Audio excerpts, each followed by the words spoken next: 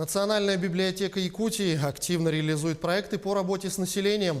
Всего на сегодня работает около 10 программ. Практически ежедневно в стенах библиотеки встречаются интересные люди, поднимаются актуальные темы, обсуждаются книги и рассказывают о научных открытиях.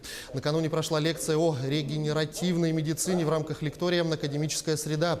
В будущем Национальная библиотека Якутии планирует расширить программу мероприятий для работы с молодежью. Все это делается бесплатно в целях популяризации науки, библиотечной деятельности, искусства и народных промыслов. Например, каждое воскресенье у нас проходят мастер-классы народных мастериц. Каждый месяц у нас проходят бесплатные юридические консультации. То есть каждый человек может подойти и получить бесплатную консультацию по любым юридическим вопросам. Также у нас проходят встречи с интересными людьми. Например, у нас был в гостях итальянский марафонец Паоло Вентурини.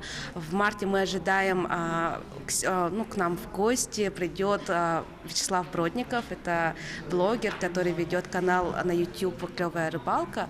Ну и также ежемесячно мы проводим такую академическую среду.